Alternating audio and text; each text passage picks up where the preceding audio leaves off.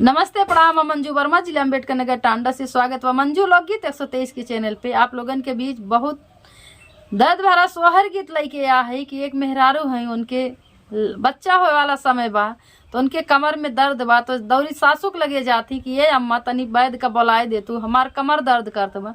कहती भाग रे तोरे तो बिटिया होई, कैसे हम कौन मुँह लेके जाई डॉक्टर का बुलावे, ना जाती बुलावे। दौरी बेचारी रोत अपन कमर का पीरा लेके अपने जेठानी के लगे जाती तो जेठान से कहा थी ये दीदी तनी वैद बोलाए दे तू, बड़ा जोर से हमरे कमरियम दर्द होत बत। कहा थी ये छोटको, अरे तोहरे बिटिया तो होई बेटवा तो होइबू ना, कैसे हम जाई बोलावे। ना गई उन्हों बेचारो जवाब दे दी। रोत बेचारी कमर पकड़े ननद के लगे लेके जाती तो ननद से कहा थी तो वह कहा थी ये भौजी अरे तोहरे बिटिया होई बेटवा तो होई ना, अब बेटवा होइबू ना, चला तो का बताए दे घर भूसा वाला, वो भूसाउल घर में वही बेटवा होवाए को अपन अकेले खिलाऊ। तो देखा ननद इतना जिद्दी कि गई भूसौले घर दे दी भौजी का, और भौजी के बेटवा होता है। तब देखा धीरे धीरे नेपे नेपे सास ननद जेठान कैसे जात हई, अपन नेग मांगे ताई खिलावे ताई तंची नजरिया देखे ताई कैसे जाती। तो आप लोगन पूरे गाना पे बना रही हैं, जैसे जात ही खिसियान वैसे जवाब पाई जाती। तो आप लोग पूरा गाना सुनी है, अच्छा लगी वीडियो शेयर करी है, लाइक करी है, कमेंट में बताई है गाना कैसे हो। ज़्यादा से ज़्यादा मंजू लोकगीत 123 की चैनल का सपोर्ट करी है। सभी दर्शक का नमस्ते प्रणाम। हम नीलम धुरिया टांडा जिला अम्बेडकर नगर से। मचिया ही बैठी है सासु तो बहू हरे यार जय करे, बहू हरे यार जय करे हो। हे सासु उठल कमरिया में पीर बायदवा बोलाई देती हो। हे सासु उठल कमरिया में पीर बायदवा बोलाई देती हो। कैसे बायदवा बोलाई तू देती बताई, तू देती बताई हो। हे बहुअर तोहारे जानमी है बिटियावा बायदवा ना बोलई बाई हो। हे बहुअर तोहारे जानमी है बिटियावा बायदवा ना बोलई बाई हो। देखा बेचारी कमर में दर्द होत बा, मची अब सासू माई बैठी है दौरी जा सासू के लगे ए अम्मा हमरे कमरियम दर्द होत बा तनी वैद बोलाए दे तू। कहा थी तनी तू ही बतावा दुल्हन कैसे हम बोलाई, तोहरे तो बिटिया होई कौने मुहे हम वैद न बोलाए पाए, कैसे बोलावे जाए। तो देखा बेचारी रोत रोत अब कहाँ जात है। रोवाई निकारी रानिया जेठानी से आरज करे, जेठनी से आरज करे हो। रोवाता निकारी रानिया जेठानी से आरज कर, जेठानी से आरज करे हो।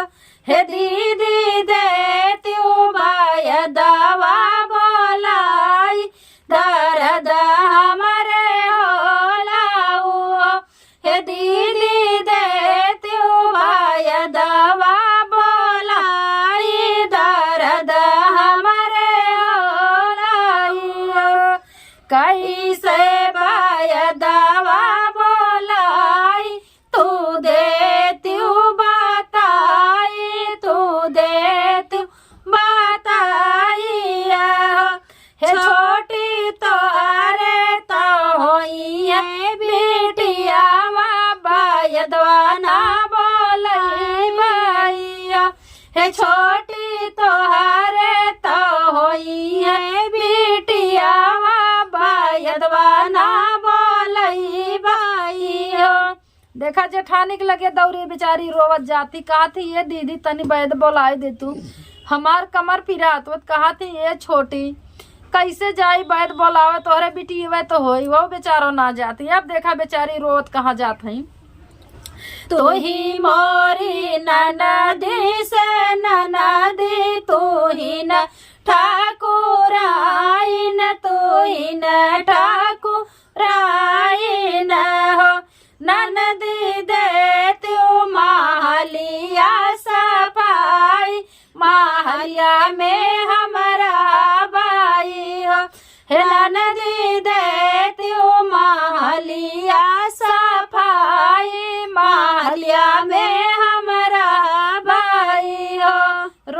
देखा बेचारी ननद के लगे जात है, ए ननद रानी तनी घरा के साफ सफाई मह लिया कि कह दे तू, हम वहीं में रहबे, वही हमार सौरी परी। तो देखा ननद रानी का कहा थी, इतना बात जब सुना थी भौजी से तो देखा ननद का कहा थी, एतनी बचन सुनी ननद तो अड़पी तड़पी बोले, अड़पी तड़पी बोले हो, हे भौजी तोहरे तो होई है बिटियावा देबाई घरा भूसाउला, हे भौजी तोहरे तो होई है बिटियावा देबाई घरा भूसाउला, हे भौजी वहीं बैठी लटिया खेलाऊ तो केहू नाही जाइया हो, हे भौजी वहीं बैठी बिटिया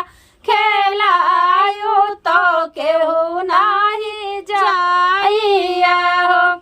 ननद जब सुना थी तो रोबिया रोबिया भौजी बोला था, कहा थी कि ये भौजी तोहरत बिटिया वह हो, चला तो वो भूसौल घर बताए दे, वहीं बिटिया हो आई लो और वहीं बैठ के अपन खिलाओ, बाकी क्यों जाई ना। तो देखा बेचारी भूसौला घर पाए हैं तो भूसौल घर में चली गई, मजबूरी बा का करें। तो देखा का आगे का होत बा, होता भइलो सारा भी नहीं आला जनम लिए लनावा जनम लिए होता ही भोर लालनावा जनम लिए लालनावा जनम लिए रानी अगने में बैठी खेलावे ओ पलना झूलावाई हो, रानी अगन में बैठी खेलावे ओ पलना झूलावाई हो। देखा वह भूसौले घर में एक पहाड़ दो पहाड़ जब बीता भिन्न ही हो गया, धीरे धीरे लड़कियां हो गई बेटवा होता तो वही भूसौले घर में बेचारो बैठ के अकेले अपन लड़कियां खिलावत हई पलना झूलावत हई। तो देखा सासु रानी जब सुन पावत थी कि पतोहिया के हमरे बेटवा भय बा तो कैसे दौड़ी जाती, जब सुनी पावे सासु रानी धीरे नी धीरे आवे, धीरे नी धीरे आवाई हो, हे बहुवर देती होरी लवा देखाई पियरिया ने गाले बाई हो, हे बहुवर देती लौरी लवा देखाई पियरिया ने गाले बाई हो, हे बहुवर मोरा पूता नमावा बड़वाले जनमा भाला लिया लेनी हो, हे बहुवर मोरा पूता नमावा बड़वाले जनमा भाला लिया लेनी हो। देखा दौरी सासू रानी धीरे धीरे जात हई, कहा थी ये दुल्हनिया तनी देखा देते लड़केवा का मोरे नतिया का पियरिया हम नेक दई दी हो और हमार बेटवा नाम आपन बढ़ाए बा, लड़किया भाई बा बेटवा। तो देखा खिसियान एक पद गावत हई तो का होत बा, तब पतोहिया का जवाब देत बा, कैसे लालनावा देखाई सुना है सासु रानी, सुना है सासु रानी, सासु हमारे तो जनमी बिटियावा तो कैसे देखाई हो, सासु हमारे तो जनमी बिटियावा तो कैसे देखाई हो, हे सासु सुनी के गईली किसी आई लावटी घरा गईली ना, हे सासु सुनी के गईली किसी आई लावटी घरा गईली ना हो। दुल्हनिया कहत बा ए अम्मा हमरे तो बिटिया भाई कैसे तोहे देखाई, जवाब दिहिस जब तो बूढ़ा माई खिसियाई के फिर घूम के चली जाती। तो जेठान के देखा का हाल बा।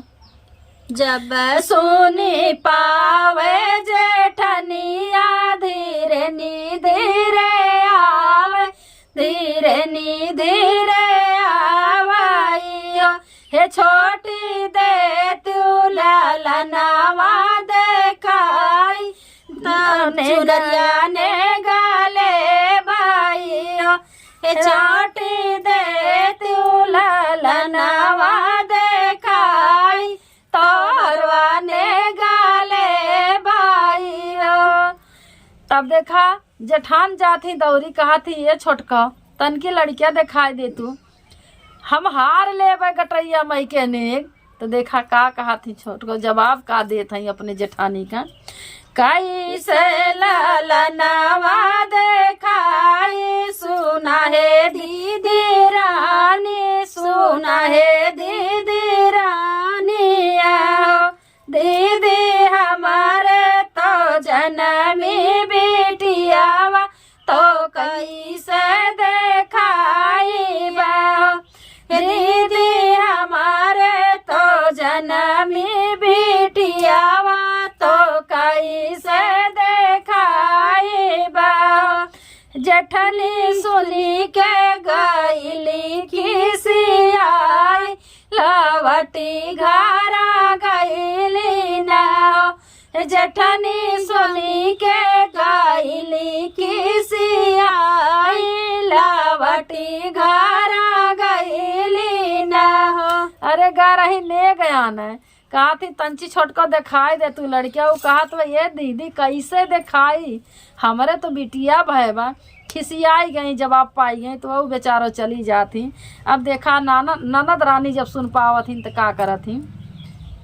नाचत आवेली नदिया, धीरे ही धीरे आवे, धीरे नी धीरे आवाइयो, भौजी देती उधरी लावा देखाई, गगन ने गाले भाइयो, भौजी देती उधरी लावा देखाई, गगन ने गाले भाइयो। अरे सोने वाला कगना मांगत हई, भौजी से कहा थी, ये भौजी तनी लड़कियों दिखाए दे तू हमार भतीजवा, हमें नेक दई दू कंगन। तो देखा भौजी रानी का जवाब दे थी और ननद का कहा थी। और भौजी भैया के भाई ले ललनावा, तो न बाबा अमर भाई ले हो, भौजी भैया के भाई ले ललनावा, तो न मावा अमर भाई ले हो। भौजी का जवाब दे थी, कैसे ललनावा देखाई, बीरहिया याद आवे, बीरहिया याद आवाइयो, ननदी खींची के मारब दोई लतावा, तो दिहाल खरा भूसाउला हो, हे ननदी खींची के मारब दोई लटावा, दिहु घरा भूसाउला हो, हे ननदी पानी बाहिया कम बोलई बै, साउरिया पोतावई बै, साउरिया सापारई आई हो, हे ननदी पानी बाहिया बोलावई बै, साउरिया पोतावई बै, साउरिया सापारई आई हो, हे ननदी रहीनी का देबै हम का गनावा, लावटी घरा चली जाइए हो, हे ननदी बहिनी का देबै हम का गनावा, लावटी घरा चली जाइए हो। ननदिस कहा थी कि हम अपन बहिन बोलाई लिए, तोहार जरूरत ना अपन बिरही बात याद कैला, हम अपने बहिन के यह कंगन देव, हमार बहिन पहिर के कंगन जइहे, सौरी सपरई है, कागज काजर लगई है, हमार बहन कुल काम कही के तोहार जरूरत ना। खिसियाई गई नदियों। धन्यवाद।